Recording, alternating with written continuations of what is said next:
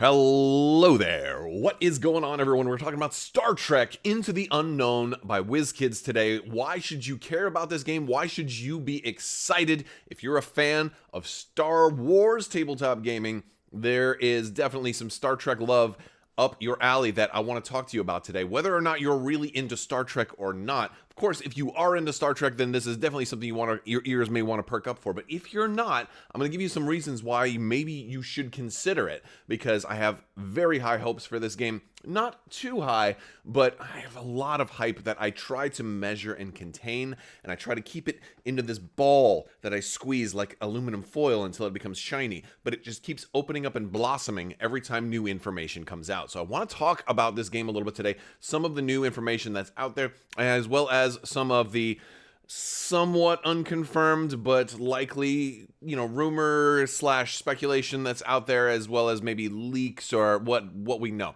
or what we don't know, and everything in between.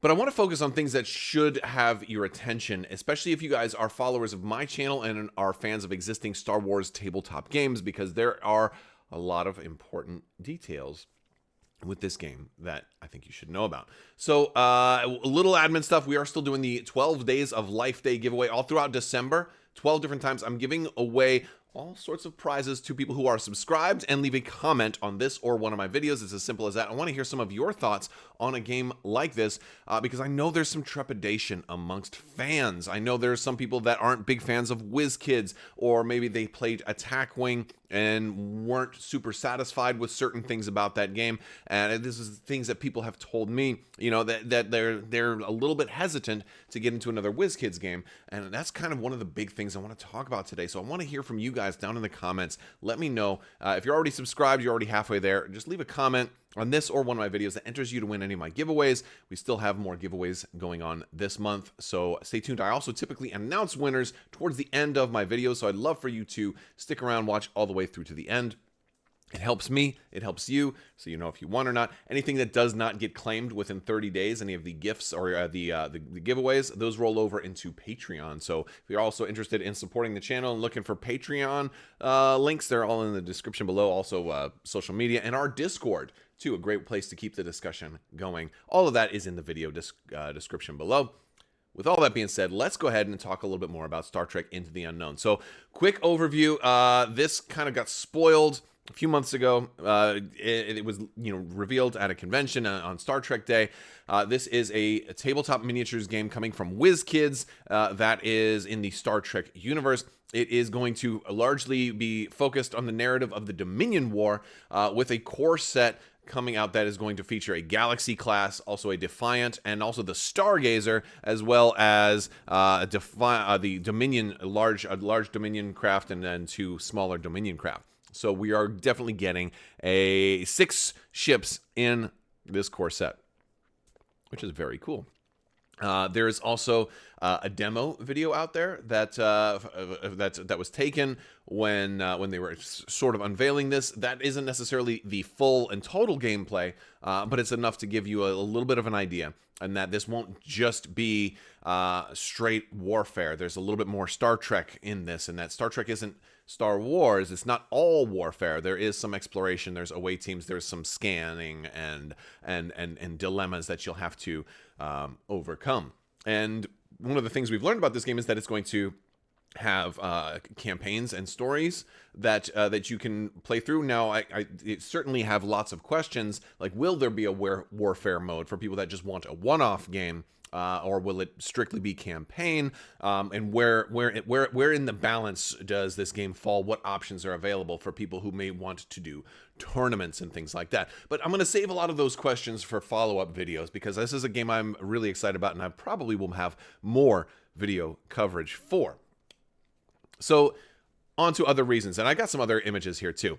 Other reasons that I think you should be excited about this game. This game is in a lot of ways going to resemble you know, the Star Wars existing tabletop games that we all know and love, games like X-Wing and Armada, probably a little bit more on the Armada side than on the X-Wing side, but there are some reasons to think about both of them. One of the big reasons, if you go to the Board Game Geek listing for Star Trek Into the Unknown, you will learn that the people in charge of this game, this is brought to you by some awesome folks that you might remember from Fantasy Flight Games. Folks like Michael Gurnis and Max Brook. Max Brook, who worked on X-Wing for years and has been on the channel a couple of times already, as well as Michael Gurnis, who's also been on the channel, worked on Star Wars Armada. Actually, I think they both kind of worked a little bit on both. I know Michael Gurnis worked on a recent X-Wing set as well. So you've got Armada and X-Wing developers, or historic, you know, people who have a legacy of excellent tabletop game design coming here. Plus Alex Davey, who's the head of miniatures over at WizKids. So some of the biggest names in the business, and without name dropping too many other people, there are a lot more what I'll call FFG alumni, titans of industry, heroes of tabletop game design and production and development and getting these to your tabletop that are all kind of you know, affiliated, and like it's like a whole group of people, like they know each other, they network, right? And a lot of people congregated over to WizKids. If you look at some of the other WizKids games that I have talked about over the past year or so, there are a lot of names in those in the credits and people who've worked on those that are, you know, that kind of stick together. So if you were a fan of the glory days of X-Wing, and if you're a fan of the glory days of Star Wars Armada, is very a good idea. It is very. My words are slurring because I'm so hyped, but it's a very good idea to pay attention to WizKids and what they're doing now, especially to Star Trek Into the Unknown. They've already had some really cool games. Like if you guys haven't seen Dungeons and Dragons Onslaught, it's a super fun game. So you know, I've got a lot of videos for that too. I'll put links at the end so you can check them out. But there's a lot of reasons to get hyped about this. The people working on it are quality individuals doing some who've got an amazing track record. So I'm excited. Now, it's not all sunshine and roses, you know, so there's definitely certain things I'm not super crazy about with WizKids, like the dials on the boards. They're okay. You know, I like dials are, I'm not totally sold on the kind of HeroClix style of dial. It's not a deal breaker for me, but it's not my favorite thing. Something I'm willing to work with, though, you know, so I'm not trying to be like unapologetically, I'm 100% for this game, but I can say I'm probably about 95% for this game right now. So, but again, I haven't actually played it yet. So again, we're going to have to wait and see. I have high hopes. Again, and when your hopes are this high, it's almost certainly to fall short. So I'm trying to measure them, trying to keep my hype level kind of a little bit lower. I love the bases that they have for this game too. If you're fans of Star Wars Armada, the whole design of these ships and the bases, it kind of gives you those hull zones, those shooting zones. You have different spots to slot things in. It's very cool, and I feel like it's very open-ended enough that this allows for a lot of expansion. We're going to talk about expansions too, because there's been some. There are rumors, there are leaked expansions, and granted, they've already announced it as an expandable game, so it's not the fact that there are expansions shouldn't surprise many people. But I'm going to talk about some of the expansions that are basically that are being talked about on Board Game Geek right now, which is pretty cool. Again, I don't know if these aren't 100% confirmed that I know of, but these are things that I certainly want to ask about. You know, so, but another thing about this, another reason that you should be hyped is these are pre-painted. These are pre-assembled. If you were not in the camp of, oh, I hope they, you know, start doing ships on a sprue with atomic mass and what they've done with X-Wing and Armada and stuff like that. If you wanted to still see new pre-painted, pre-assembled ships, you're not going to get that from X-Wing or Armada. Probably not. Probably not. Probably never. But you're going to get that here. And these are... They're marking this. The claim is that these are, and they certainly look this way, that these are the highest quality and best detailed ships and pre-painted ships that they've ever done. And they look really good. The Stargazer and the Defiant look awesome right there. The Enterprise, the NCC, the Galaxy class looks amazing with the removable saucer section too, and the base that kind of separates and this splits into two ships. I mean, I love it. I love it. My dogs are fighting in the background, and I'm going to power on through this right now. Well, they're not fighting. They're playing. They're playing it. Just like I'm going to be playing with Star Trek Unknown. Into the Unknown. A nice little segue right there. So, no, there's, I mean, if that's not enough to get you hyped, there's, basically, this is supposed to be coming out in April. There will be some coverage before that. I think once we get past the holidays, I think there's going to be some more news drops. Hopefully, I can get some of these awesome folks from WizKids, some of these awesome designers to come on the channel and talk about this game a little bit. I'm hoping that that works. WizKids, if you're watching, wink, wink, let's set up some interviews. Of course, I don't rely on video to do that. I'll send out some emails and see what we can do. But I would love to get, Michael Gurnis and Max Brook on here, or Alex Davey, or anybody else from WizKids who wants to come on and talk about Star Trek Into the Unknown. I've got a lot of questions. Maybe not all of them can be answered all right, but I'll talk about that in a separate video. I'm thinking I'm going to do like a biggest questions video that's just by itself. This way I can ask, because sometimes when you have interviews, you can't always ask everything you want to ask. Like, oh my God, what's all the expansions? What everything you're working on? You just can't ask everything, because it's kind of a waste. Because I don't want to ask questions that I know somebody can't answer. There's not much value in that. It's kind of a waste of time. So I'd rather ask questions that I think they can answer, and we go from there. So let's talk about some of these rumored expansions, right? So looks like we're going to be getting a Rising Tensions expansion, which is probably Romulan. There's a Glory and Zeal expansion, probably Klingon, and then a Scars of Occupation, which almost certainly sounds like Bajoran. Those are three that have been sort of name dropped for 2024. So if you are a fan of, like, maybe not Federation versus Dominion, but you wanted Klingons or Romulans, I mean, those are certainly coming. Even if these rumors and the names, everything's always subject to change. And even if these end up not being 100% true, it's nearly a foregone conclusion that, of course, you're going to also get Romulans. And, of course, you're also going to get Klingons at a minimum, because they're like the two most popular species in Star Trek outside of the Federation.